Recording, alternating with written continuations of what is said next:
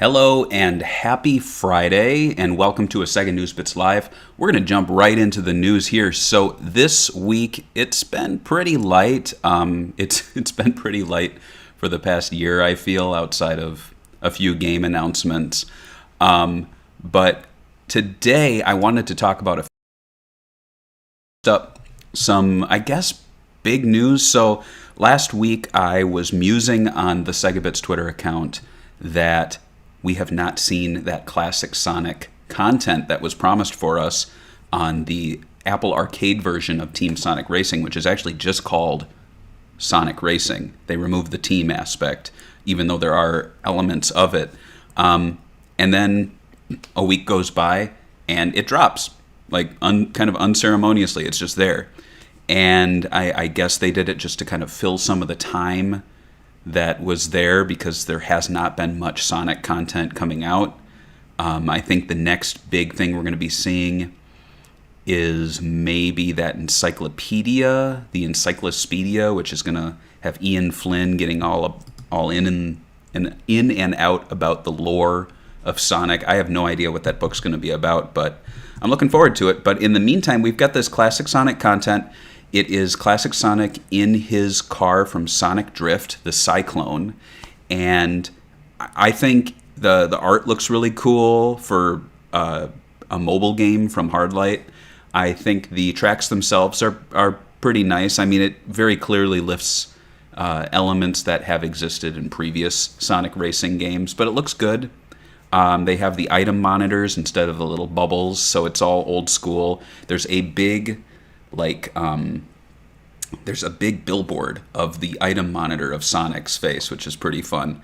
And all in all, I think it's a nice piece of free content. And I say free because, I mean, Apple Arcade, you do pay for it, but the great thing is everything's included. There's no DLC. There's just, I think, timed unlocks. I had to wait 2 hours for Classic Sonic to become available.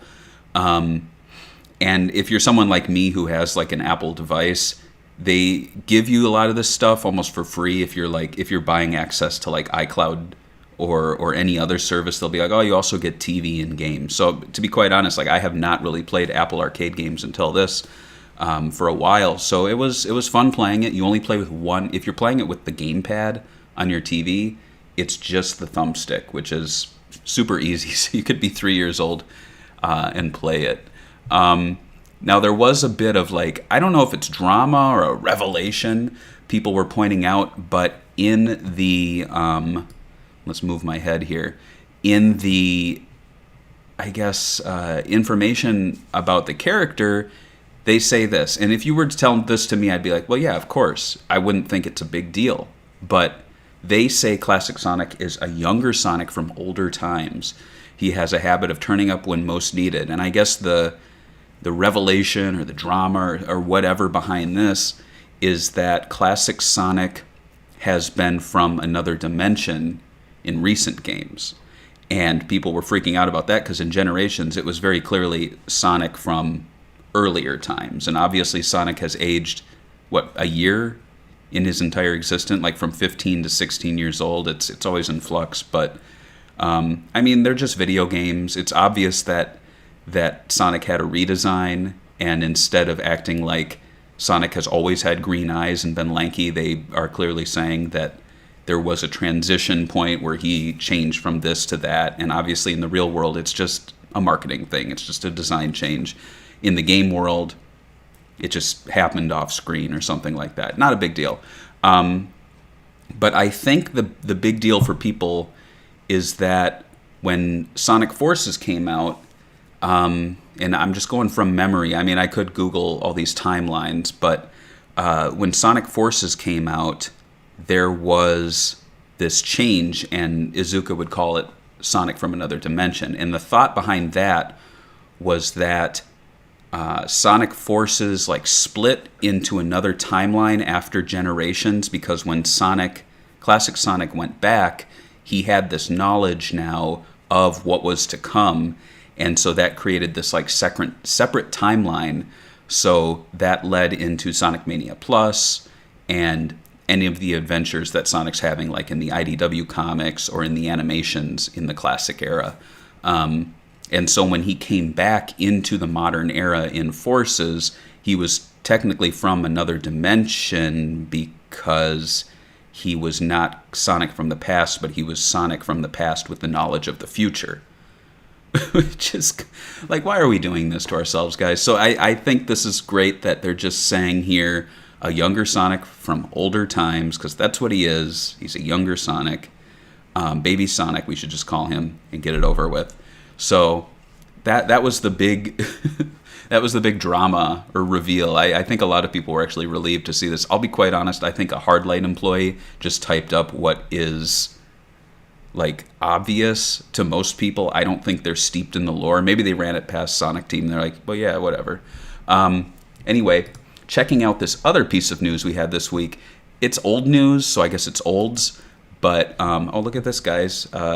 Start PT with no referral. Oh, I can't wait to start my PT. Let's close that. Don't you love pop-up ads?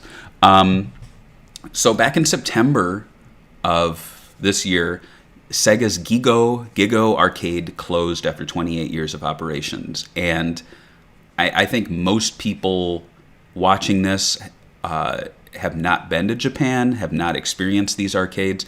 But it just, I think as Sega fans, it always feels good to know that they're out there and open still, even if we may or may not ever see them in person. And so to see these legendary arcades closing makes people feel like a part of the company's dying, even though they're not there to see it. I mean, I guess the equivalent would be like if you were a big fan of ancient Egyptian art, and then they were like, oh, we're closing one of the pyramids, we're going to tear it down. You go, no, not the pyramid. And it's like, well, you've never been to the pyramid.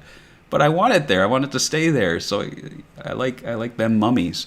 But the truth is that this isn't about Sega pulling out of the arcade market or anything. It was really just a matter of their lease running out and not renewing it. And since then, it's been said that that building that they were formerly in is having renovations done to it. So who knows? I mean, it could have been in a really bad shape.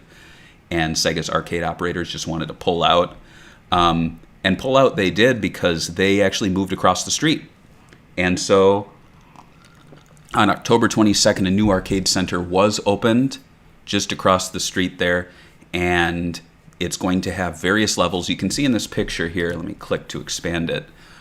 So there is a fourth floor, which is going to have a cafe. There's floors 1 to 3, which will be crane games. And then the basement's going to be video games. So I'm not sure what the layout of the previous one is, but it's definitely relegating video games to the basement. And to have the next 3 floors be crane games. I mean, I guess this is the crane game capital of Sega now. I'm actually going to Japan late next year, and I believe a few of our writers are going at a different date. So, yeah, we're going to be on site checking these places out. I guess doing videos and stuff. I haven't really thought about it too much because it just kind of makes my head spin to like be there in Japan experiencing these things and keeping this whole Sega Bits thing on my mind and be like, oh yeah, I need to like document it and take pictures. Who knows? Maybe I'll jump on. Maybe I'll do one of these live. Like I'll just whip out my phone and do like a little live broadcast from Japan. That would be kind of fun. Travels with Barry or something like that. Barry Anna Jones and the Lost Arcade. So that does it for the news. I do have a cool little surprise for y'all. If we want to jump over here to the remote camera. I love doing these. So here we go. Zip. So this just arrived in the mail yesterday night. A rainy night. And the Sega Zero Mega Drive Tower Mini Zero. So if you remember the Sega Genesis Mini, there were 4 versions of it. There was the American version, the Genesis. There was the European version, Mega Drive. There was the Japanese version, Mega Drive. And then there was an Asian version, which I don't own. But they all had slightly different libraries. I believe the Asian one had a few different games that none of the other regions had. Japan most definitely had different games. I think Europe and America might have been the same. But one cool thing that they did in Japan was they released this little style kit. So these are just cosmetic. They don't do anything. except for look fun. Sega did make a lot of these that you could have collected either at trade shows or buying them online. They also had this little Sonic and Knuckles, and then the 32X, and then below it, the Sega CD. And what's really wild, and I can't do this on screen, but if you were to remove the screws on this and open it up, there is actually a cardboard circuit board within here. You can kind of peek at it through the little holes here, but it's just wild that they went to that level of quality to produce like a piece of cardboard inside plastic that most people will never see. But yeah, so they did that. They actually did produce a American version of this set. It came in a nice box, just like the Japanese one did, which also came with a poster of the schematics for these things. And what really sucks is an American one did come out, but they only gave it to, now you might say, oh, they gave it to fan sites like Sega Bits. You guys always get the good stuff. We didn't. Guess who they gave it to? They gave it to Nintendo Life. They gave it to a Nintendo fan site. They gave it to people who I have never heard of, people who have not done a thing within like the Sega community or the Genesis community. If you've ever been to Sega16.com, it is like the mecca of Sega Genesis, Sega Mega Drive fan sites in terms of just like documenting everything, reviewing, interviewing. There's books from the guy who runs the site. We love him. He's kind of like the papa to us, like we look up to him. He didn't get one. And we emailed Sega, now I'm just ranting, but we emailed Sega and we're like, please, like, do you have any more of these? Why are you giving them to Nintendo fan sites? It makes no sense. And they're like, well, if we do have one, do you want it? We're like, no, we are humble. We want you to send whatever you have to Sega 16 first, please. This guy, he bleeds Sega Genesis. Send it. Nothing ever happened. Such a disappointment.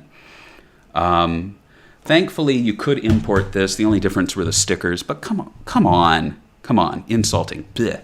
Anyway, fast forward to today. We've got this cool thing. So this is a style kit for the Sega Mega adapter. And if you've ever seen these, this is the little thing that allows your Genesis or Mega Drive to play Master System games.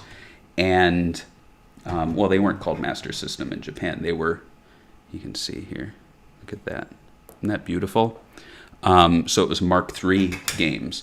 And this does nothing to add new games. There's no, like, tech in here. There's no hard drives or circuit boards or anything. It's just a fun little toy to add on to your working Mega Drive. But, things open up like that. You can pop that open. There's the card slot. There's a button. It doesn't actually press. And this is just so fun. And this actually ties in with Lost Judgment, which has a playable Mark III. And a lot of these games, if not all of these games, are actually in Lost Judgment. So it was kind of fun that they did this. I'm not going to pull out every cartridge, but you can see here, they're like little representations of the gold cartridges. You can flip the top up here and then pop it in. Obviously, it's not playing anything, but it just looks cool. It also included in the standard retail kit one of these cards. If you've ever played any of the cards, they're really fun. They're not mini games, but they're just very small games for the Mega Drive or for the Master System Sega 16. Hey, I see you. One thumbs down. Thumbs down to you too.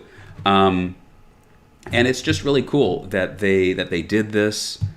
But then on top of that, they did a retailer exclusive for Ebton, which is like Sega's online shop, which I thought was hands-off, like Americans could not order from there. But I used this website called zenmarket.com, and I've used them for a couple of years now, and it's a great way to get their exclusives. There's other proxy services, but once you find one that just kind of works for you, you stick with it, even if you could save a few bucks somewhere else.